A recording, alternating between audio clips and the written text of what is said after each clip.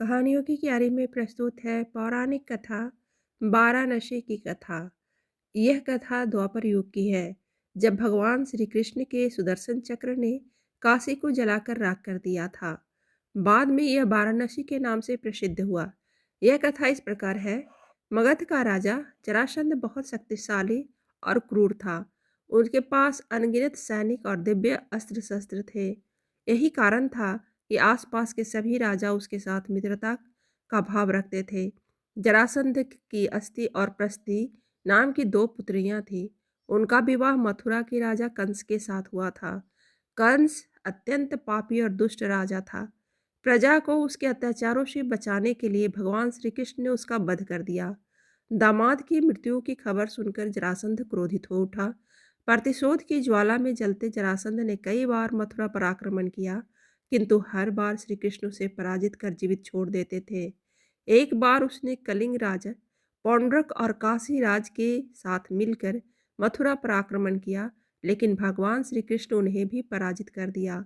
जरासंध तो भाग निकला, किंतु पौंड्रक और काशीराज भगवान के हाथों मारे गए। काशीराज के बाद उनका पुत्र काशीराज बना और श्री कृष्ण से बदला लेने का निश्चय किया। वह श्री कृष्ण की शक्ति को जानता था, इसलिए उसने कठिन तपस्या कर भगवान शिव को प्रसन्न किया और उन्हें समाप्त करने का वर मांगा। भगवान शिव ने उसे कोई अन्य वर मांगने को कहा, किंतु वह अपनी मांग पर अड़ा रहा। तब शिव ने मंत्रों से एक भयंकर कृत्या बनाई और उसे देते हुए बोले, वत्स, तुम इसे जिस दिशा में जाने का आदेश देगे, वह उसी दिशा में स्थित राज्य को जलाकर राख कर देगी।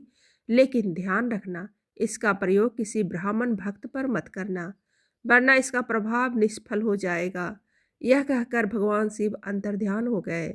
इधर दुष्ट काल यवन का वध करने के बाद श्री कृष्ण सभी मथुरा वासियों को लेकर द्वारका आ गए थे। काशीराज ने श्री कृष्ण का वध करने के लिए कृत्या को द्वारका की ओर भेजा। काशीराज को यह ज्ञान नहीं था कि भगवान श्री कृष्ण ब्राह्मण भक्त हैं, इसलिए द्वारका पहुंचकर भी कृत्या उनका कुछ अहित न कर पाई। उल्टे श्री कृष्ण ने अपना सुदर्शन चक्र उसकी ओर चला दिया। सुदर्शन भयंकर अग्नि उगलते हुए कृत्या की ओर झपटा। प्राण संकट में देख कृत्या भयभीत होकर काशी की ओर भागी। सुदर्शन चक्र भी उसका पीछा करने लगी। काशी पहुंचकर सुदर्शन ने कृत्या को भस्म कर दिया, किंतु फिर भी उसका क्रोध शांत नहीं हुआ और उसने काशी को भस्म कर दिया। कालांतर में 12 और 80 नाम की दो नदियों के मध्य यह नगर पुनः बसा। 12 और 80 नदियों के मध्य बसा होने के कारण इसका नाम वाराणसी पड़ गया। इस प्रकार काशी का वाराणसी के रूप में पुनर्जन्म हुआ था।